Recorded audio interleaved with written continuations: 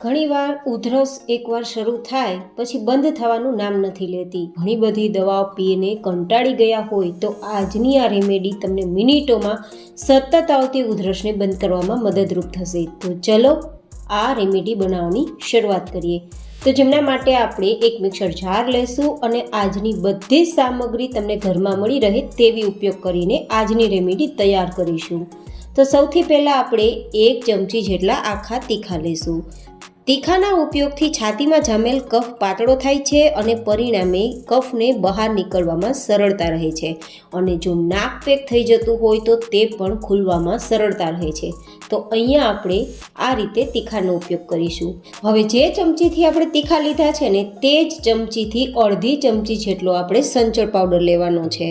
આ સંચળ પાવડર છે તે સૂકી ઉધરસ હોય કે કફવાળી ઉધરસ હોય બંનેમાં ખૂબ જ રાહત આપે છે.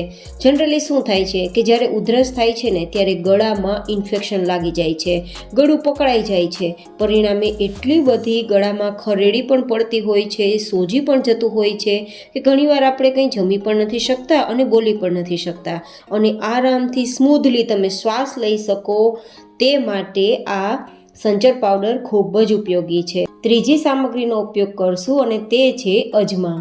1 થી 1.5 ચમચી જેટલા અજમા લેવાના છે. જોકે અજમા છે તે સદાબહાર છે. ગેસમાં, કબજિયાતમાં, પેટના ફૂલી જવામાં તો ઉપયોગી બને જ છે, પણ અજમા છે તે ઉધરસને દૂર કરવામાં, શરદીમાં અથવા તો તમને છીંકું આવતી હોય ત્યારે પણ ખૂબ જ ફાયદાકારક છે. અજમા છે તે ગળાના ઇન્ફેક્શનને દૂર કરવામાં મદદરૂપ થાય છે અને પરિણામે તમારી ઉધરસને સદંતર બંધ કરવામાં તેના જેવું કોઈ બેસ્ટ વિકલ્પ નહીં. અને હવે આપણી પછીની સામગ્રી રહેશે 5 નંગ જેટલી એલચી. પણ અહીંયા એલચીને આપણે ખોલીને તેના દાણા ઉપયોગમાં લેવાના છે, એલચીના ફોતરા ઉપયોગમાં નથી લેવાના. તો આપણે એલચીના દાણા કાઢી અને મિક્સર જારમાં ઉમેરી દઈશું અને તેના ફોતરાને ચા બનાવવામાં ઉપયોગમાં લઈ લેશું. તો આપણે અહીંયા લગભગ 4-5 નંગ જેટલી એલચી લીધી છે.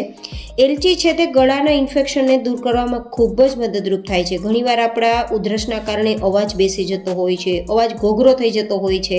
તો અવાજને ખોલવામાં તો મદદરૂપ થશે જ, પણ સાથે સાથે છાતીમાં જો કફ જામી ગયો હોય તો તે કફને સ્મૂધ કરી બહાર કાઢવાનું કામ કરશે અને પરિણામે ઉધરસને હંમેશાને માટે બંધ કરવામાં કામ કરશે.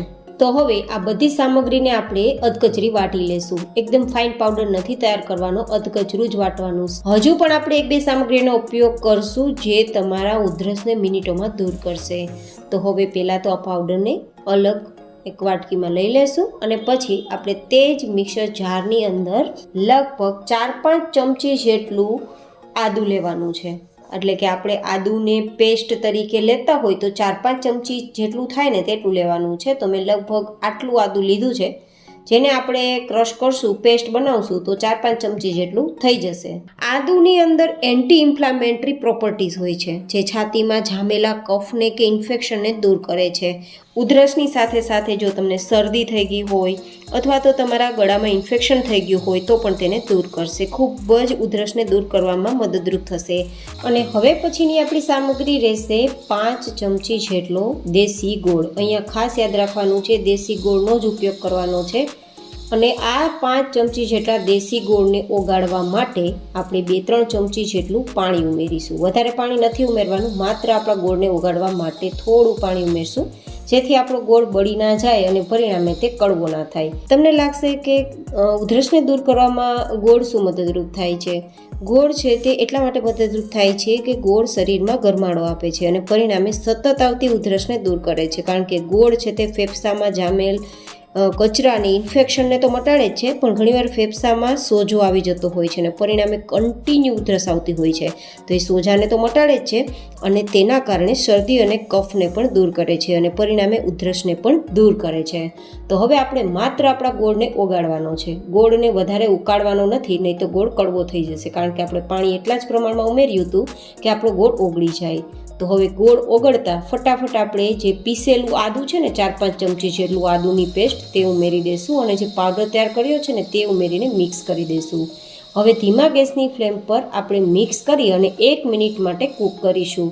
તો આપણી આ રેમેડી તૈયાર થઈ જશે. પણ આ રેમેડી કોને લેવાની, કેટલા પ્રમાણમાં લેવાની તે પણ હું તમને બતાવીશ.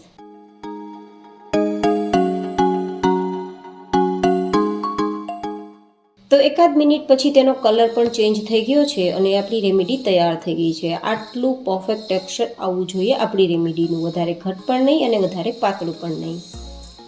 તો હવે આપણે તેને નીચે ઉતારીને ઠંડુ કરી લેશું.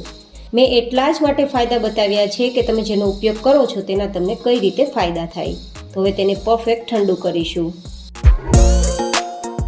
તો એકદમ ઠંડુ થઈ ગયા બાદ આપણે કોઈ કાચની બોટલ લેવાની. આ કાચની બોટલને પહેલાં સાફ કરી અને તડકે સૂકવી તપાવીને પછી ઉપયોગમાં લેવી, જેથી આપણી રેમેડીને આપણે આરામથી 1 મહિના સુધી ચલાવી શકીએ. આપણે એકવાર આ રેમેડી બનાવી લેવાની અને પછી જ્યારે પણ ઉધરસ થાય ત્યારે તમે ઉપયોગમાં લઈ શકો તે માટે કાચની બોટલમાં ભરી દેવી, જેથી દરરોજ બનાવવાની ઝંઝટ પણ નહીં અને જ્યારે ઉધરસ થાય ત્યારે ફટાફટ તમે આ રેમેડીનો ઉપયોગ કરી અને તમારી શરદી ઉધરસને દૂર કરી શકો. હવે કઈ રીતે ઉપયોગ કરવાનો છે તે તમને બતાવી દઉં. જો 8 વર્ષથી નાના બાળક હોય તેમને આ રેમેડી નથી આપવાની, અથવા કોઈ પણ લેડીઝ પ્રેગ્નેન્ટ હોય તેમને પણ આ રેમેડીનો ઉપયોગ નથી કરવાનો. 8 વર્ષથી 15 વર્ષ સુધીના બાળકને તમારે ચમચીના ચોથા ભાગની આ રેમેડી ગરમ પાણી સાથે સવારે અને સાંજે આપવાની, અને 15 વર્ષથી મોટી ઉંમરના વ્યક્તિઓને અડધી ચમચી જેટલી આ રેમેડી ગરમ પાણી સાથે સવારે અને સાંજે લેવાની. તો આ રેમેડીનો ઉપયોગ કોને કરવાનો, કઈ રીતે કરવાનો તે પણ મેં તમને બતાવી દીધું. આ રેમેડીનો ઉપયોગ તમે જ્યાં સુધી ઉધરસ ના મટે ત્યાં સુધી કરી શકો છો. બિલકુલ પ્રોબ્લેમ નહીં થાય અને નુકસાન પણ નહીં થાય.